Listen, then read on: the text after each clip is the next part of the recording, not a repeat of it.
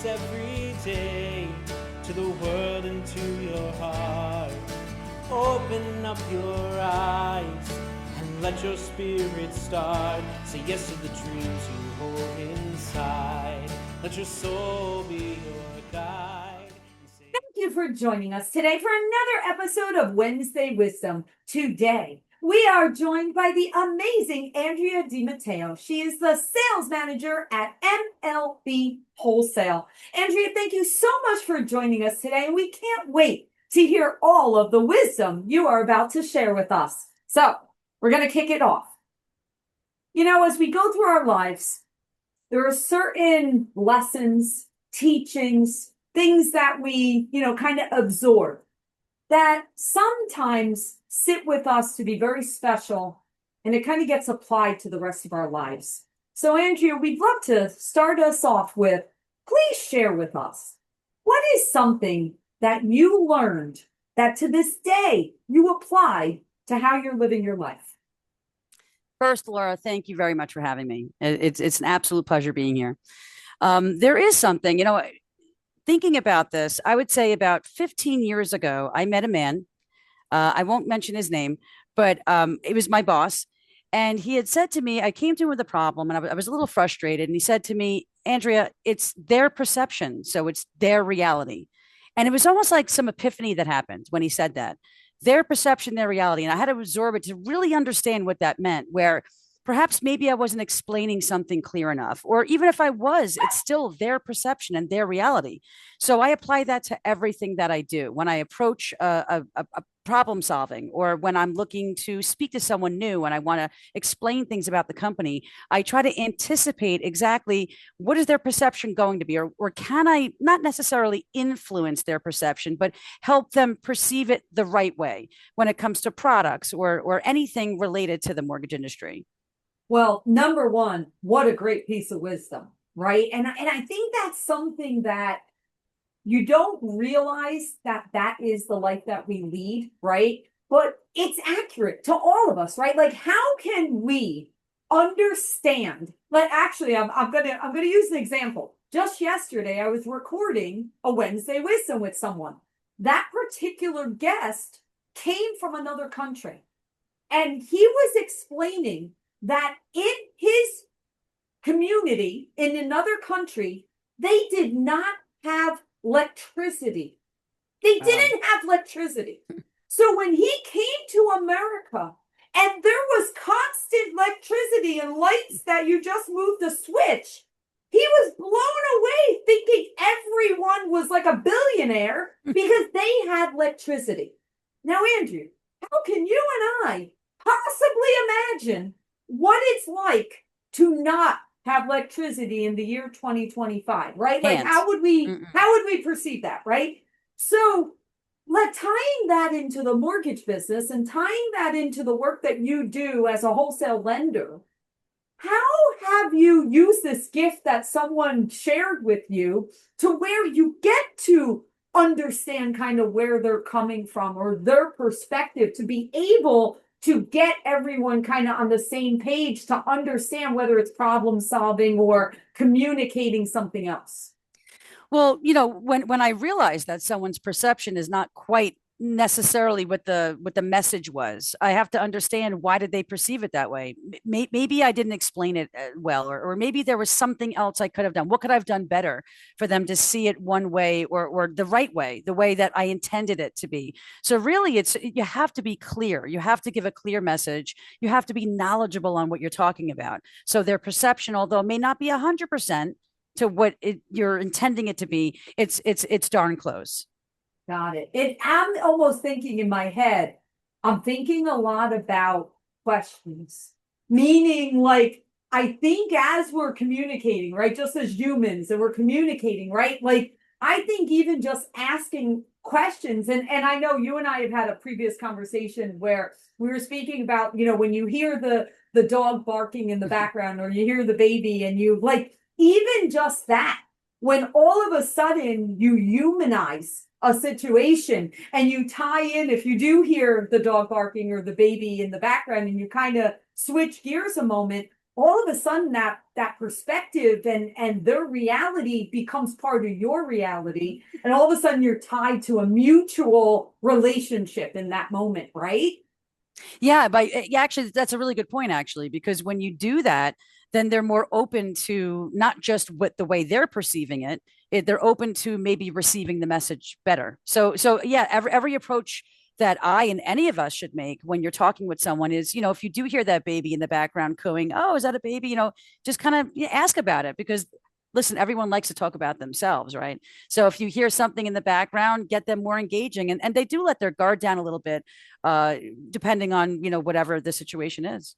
It is. And that honestly, if I was going to say what was a plus that we picked up when people started working remote and you're more on a virtual setting, Mm-hmm.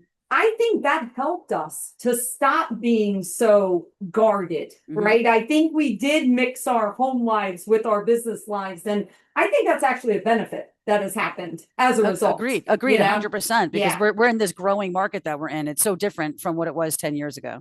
Agreed. So, Andrea, you're in a leadership role. You've been in the mortgage industry for quite some time, from operations and sales and all this different stuff, right? I always like to speak about leadership, right? Because number one, leadership is not a title. I always say that. It has nothing to do with titles that people wear. Because a leader, a true leader, someone that people like kind of say, I trust you, to go behind you. I'd love to hear from your perspective. What would you say one of the most important leadership traits is that you try to live by, and something that you try to show in your leadership style? That is such a difficult question, because there's so many of them. I mean, like, one jumps out to me, and I'm not sure if that's the top number one, because integrity is probably the number one. So I'm going to give you the number two. Integrity truly is the number one. The number two for me is, as a leader, you have to understand that you don't have a team that works under you. As the leader, you're kind of working for that team. So, you're there for their needs, and you're there for their wants, or how, whatever they need, that you're there for that. And if you see it the opposite way, it's very difficult to gain your team's trust and respect. But, if you're there to show them that I'm here to help you, let me take that over for you so you can continue, making a call, or whatever they have to do. So I feel like my most important trait is being that person that they're not working for me, I'm working for them with integrity, so I can tie them in together. Well, you and I are completely on the same page, because I don't even know if I was taught this. Maybe it just was born this way, right? That's the role of a leader. Mm-hmm. The role of a leader is to allow our teams to be able to be their best selves, right? So what you just said is, we're there to serve.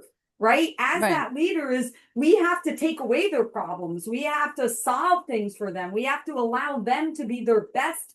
And I love that. And that just, what a great way to lead your team. And congratulations on having that, because it makes a true difference. Like, and that's another thing. And I'm sure you would agree with me.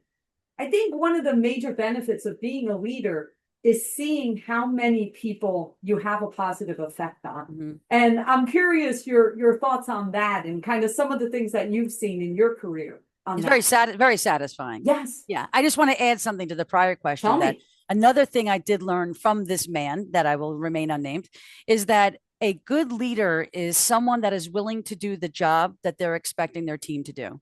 So it's really hard to lead a team that you don't really know what they do.